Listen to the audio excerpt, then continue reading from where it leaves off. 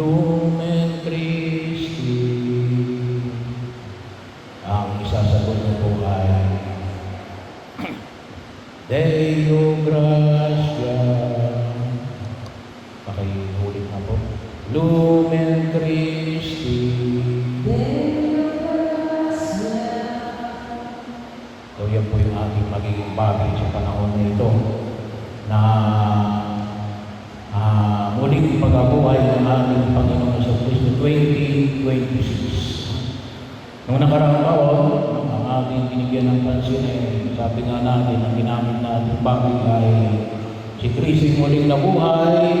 Ang sasagot natin ay Hallelujah, Hallelujah. So ngayon, ito yung ating gagamitin. Itong sa panahon na ito ng muling pag-abuhay na nangangulugan o lubusin, nais natin halawin ang kahalagahan ng muling pag-abuhay ng ating Panginoon sa Kristo. Sa mga salitang pinanggit, ito rin ako kasi yung bahagi ng rito na ginawa natin noong sa Sabado de Gloria. Sa pagpasok natin sa simbahan na dala-dala ang Paschal Candle na ito. Kasi ang ibig sabihin ng salitang Lumen Christi, sabi na natin, kaya kapag bumili kayo ng mga, kung tawagin natin yung mga ilaw, nakalagay dyan, ilang lumens. Bahagi, lalo-lalo kapag mga LED. So, galing yan, tutusin. Ibig sabihin ng lumen ay alin? Liwanag. Liwanag. Well, alam natin ng Kristi. Kaninong liwanag? Hindi yung liwanag na galing sa baterya, sa kuryente, sa araw, o sa apoy. Ngunit ang liwanag ni Kristo. Bahagi yun na kung saan ay makita natin sapagkat sa ang hamon na pinamamalig sa akin ngayon sa panahon na ito, si Kristo ay muling nabuhay. Kasi ilang yung panahon na mga alagad ng tao ay nagdududa na si Kristo ay muling nabuhay. Kahit na sa panahon na ito ay marami ang nagdududa na si Kristo ay muling nabuhay. Kaya, nawa, isa mong ganda na makita ko natin na maging maliwanag na tunay na si Kristo muling nabuhay ay alin. Na tayo na ba ay naliliwanagan? Naliliwanagan. Inililigtas ng liwanag na dulot ng ating pananampalataya. Ginagabayan tayo sa biyaya na pinagkaloob ng buong ikaw. Kaya nasunod natin yung alin, Deo Gracia. So, salamat sa Diyos. Tayo nagpapasalamat dahil yung ating pananampalataya ay bahagi yun na kung saan ay tumatanglang sa pagkilos natin sa daigdig na ito. Ginawa ko namin kalimutan. Kasi ang daigdig na ito, yung pagdiriwang natin lalo-lalo na nitong panahon na Easter Triduum ay nagpapahayag na higit na pagbibigay ng kaganapan noong Sabado de Gloria, ang haba ng celebration. 8 pagbasa at 8 rin yung salmo responsorio.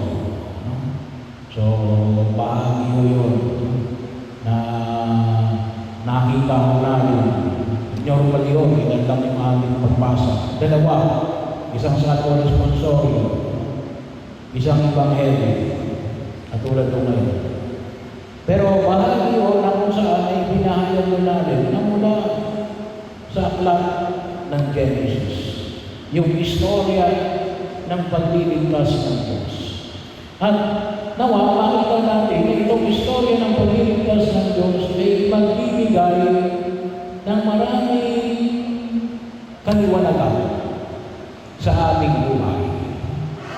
nagdudulot ng alin, ng tunay na kaligtasan. Kasi ang mundo ito yun, sabi na natin, mula pa mo sa istorya ng paglikha, no? Ay sabi nga mo namin yan, puno ng kaguluhan, in chaos. Pero bahagi yun natin, nilikha ng Diyos ang kaliwanagan upang magkaroon ng kaayusan. At sana, makita natin ito, na masabi natin na ngayong panahon ay si Kristo muli na buhay. Sabi nga natin, isaan mo natin makikita, sa pamagitan mismo ng ating pagkilos, na masabi natin na talaga kung si Kristo muli na buhay, nagdudulot sa atin ng kaayusan, kaliwanagan, kaligtasan. Kaya ano yung hamon na pinapamaling ng buong kapal? Sabi nga, magiging tanong sa atin, anong dala-dala mo? Liwanag o kaliliman? Bahagi yun. Alam natin, si Jesus ang liwanag. At kung tunay na siya muli na buhay, tayo maliliwanagan. At ano yung makita natin na tayo ay nagbibigay rin ng liwanag para sa iba. Hindi kaguluhan, hindi pagluluga, hindi sabi nga natin, nagpapalaho. Pangkulot ko siya kapag sinabi na gray area, hindi mo malaman, kadiliman pa rin yun. Kasi gray area ang ibig sabihin ng gray area ay magkahalong itim at puti. Wala akong gray area, bakit si Kristo muli na buhay? At yun ang bibigyan natin ng itim na pagkakataon, sapagkat yun ang tunay na nagliligtas sa atin at gumagabay, hindi lamang sa pagkahat natin sa daigdig na ito, ngunit hanggang sa kabilang buhay. Naglalayo sa atin sa lahat ng uri ng kasalanan at kapahamakan. Kaya nga bahagi yun na kung saan yung makita natin. At mamaya ay sasaliwain natin yung ating pangako sa binyag. Ewan ko lang kung may dala kayo ng kandila. Nung Biyernes Santo ay inannounce na kung maaari magdala ng kandila. Kasi bakit? Yun yung tinanggap natin liwanag. Kaya nagbibigay ng kandila kapag may binyagan. Bahagi, hindi lang yung simpulo natin, kumpari kita. Hindi. Kaya wala dadala ng kandila yun, pinapahayaw natin. Yan yung liwanag ni Kristo. At tinanggap namin lahat ng kahilingan niya gano'n. Nawa ito ay alin. Hindi lang magbigay ng liwanag sa akin, ngunit alin. Tayo mismo ay maging liwanag. Kasi, bakit? Ay dala-dala natin. Dala-dala natin ang alin. Ang Kristo muling nabuhay. Hindi pwede nakapako lamang sa Kristo namatay. Bahagi yun na kung saan mapagtagumpayan din natin sa daigdig na ating ginagalawan. Kaya nga, kung mapapansin natin, yung ating mga pagbasa, hindi yung mga paanyaya na nawa ay magtulong sa ating higit na pagdinilay. Noong pong kaninang alas 4 ng madaling araw sa Salubong, iba po yung Ebanghelyo nung Salubong, Ebanghelyo nung Salubong, na may mga tao nagsasabi natin, mapalad ang babae nanganak sa iyo, nagluwag sa iyo, at nagpasuso sa iyo. Pero anong sabi ni Jesus? Higit na mapalad. Higit na mapalad kanino? Kay Maria. Ang babae nanganak kay Jesus. May higit na mapalad kay Maria na nagpasuso kay Jesus pati. Sino yung mga higit na kay Maria na yun? Yung mga nakikinig at tumutupad ng aking salita. Yun po mismo ay nanggaling sa bibig ng ating Panginoon sa Kristo. Kaya kapag tayo ay nakikinig at tumutupad sa salita ng Diyos, nagiging mapalad tayo. Bahagi na yun ang huwag natin kalimutan.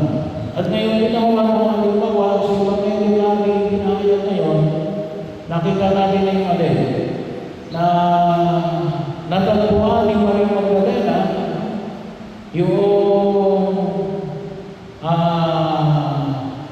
tinatawag na po natin na libingan ni Jesus at nakita niya wala sa Jesus doon. Kaya anong sinabi niya kay Pedro at saka kay Juan, Evangelista? Wala ang Panginoon. So, siya ang nagbalita. Kaya bahagi yun. Sana po tayo rin tagapagdala ng mabuting balita. Hindi yung masamang balita. Kaya ako ayaw ng simbahan na tayo ay nagtikisis bakit. Ito na mo yung masamang balita. Kung masama yung balita, ano yung epekto? Malulubay ka, panghihinaan ka. Eh anong nakita natin ngayon sa Ebanghelyo? Ay hindi. Naging malupsin. Si Pedro at si Juan Bautista natin na tumahak papunta doon sa libingan para tingnan kung talagang si Kristo ay naroon sa kanyang libingan. Pero hindi lamang mo yun. Makita rin natin ulit yung turo na ipinamamanig ni Juan Evangelista. Ano yun? Siya na unang dumating. Mas bata mas malakas kaysa kay Simon Pedro. Pero ang ginawa niya, hindi siya agad pumasok. Bagaman nakita na yung mga kalong dito, hindi siya agad pumasok. Hinintay niya muna natin. Si Pedro ang unang pumasok. So, bakit? Ano yung isang pwede natin kunin na magbibigay ng iwanan sa atin? Alam ni Juan Evangelista ang kanyang lugar. Kaya, hinayaan na si Pedro ang unang pumasok. Kasi yun ang head ng labing dalawang alagad. Sana alam din natin yung ating lugar. Kasi may mga tao na kahit hindi nila lugar, pinapestuhan nila. Pinapakialaman nila, hindi naman nila lugar. Kaya nagkakagulo tayo. Bahagi yun ang kung saan makita mo natin. Know your place. Saan ka ba dapat nakatalaga? Kasi kapag pinakikilaman mo yung trabaho na hindi mo trabaho, ano nangyayari? Nakakalimutan mo yung dapat mong trabahuin. Kung talagang dapat mong trabaho, yun ang gawin mo. Huwag mong pakilaman yung trabaho ng iba. Kasi may kanya-kanya tayong kinalalagyan. Kung sakaling doon ka pumeso sa trabaho na yun, na talagang pinakikilaman mo, doon ka kumilos. Yun yung lugar mo eh. So, na your place. So, ito lamang ay lang sa mga liwanag na nangis natin makita. Pero, sana po, ipanalangin natin sa harapan ng Ama.